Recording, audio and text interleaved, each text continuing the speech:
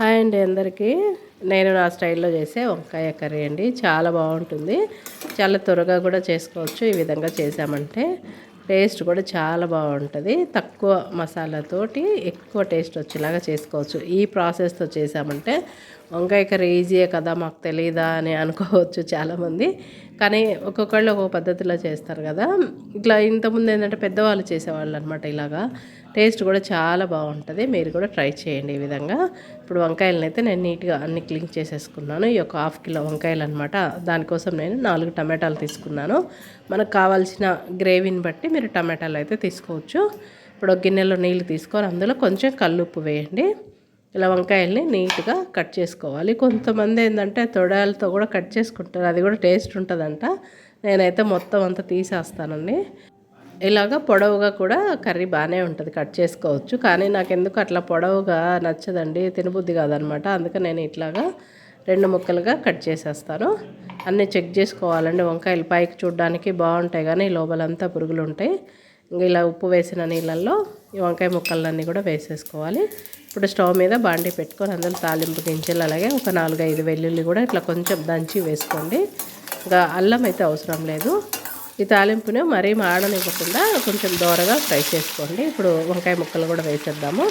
ఇందులోకి మనం కట్ చేసుకున్నాం కదా 4 టమాటాలు, అలాగే ఒకటే ఉల్లిపాయ తీసుకున్నాను. అవన్నీ కూడా ఒకటేసారి వేసేసుకోవాలి.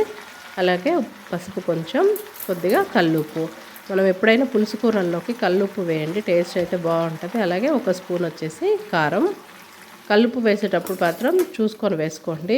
తర్వాత మళ్ళీ మనకు సరిపోకుంటే అడ్జస్ట్ చేసుకోవచ్చు, కానీ ముందే మనం ఎక్కువ వేసేసామంటే ఉప్పు కష్టమైపోద్ది. 1 స్పూన్ వచ్చేసి కారం వేసుకొని ఇవన్నీ కూడా మొత్తం బాగా కలిసిపోయేలాగా బాగా కలిపేసుకొని మూత పెట్టుకోవాలి. అట్లా ఒక 2 నిమిషాలు అయితే బాగా మూత పెట్టండి. చూడండి వంకాయలు అయితే ఉడికిపోయినాయి.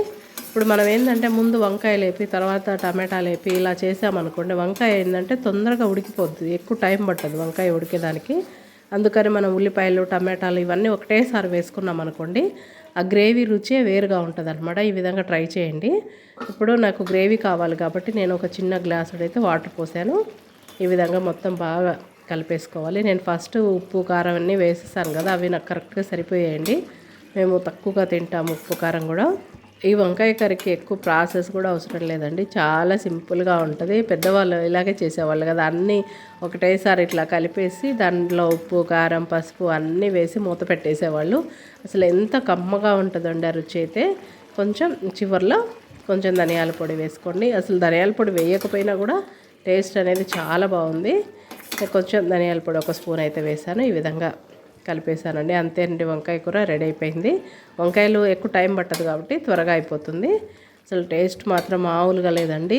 ఈ కర్రీ వచ్చేసి మనం వెజిటేబుల్ రైస్లోకైనా చపాతీ అన్నంలో కూడా చాలా బాగుంటుంది. మీరు ట్రై చేయండి. ప్లీజ్ సబ్స్క్రైబ్ చేసుకోండి.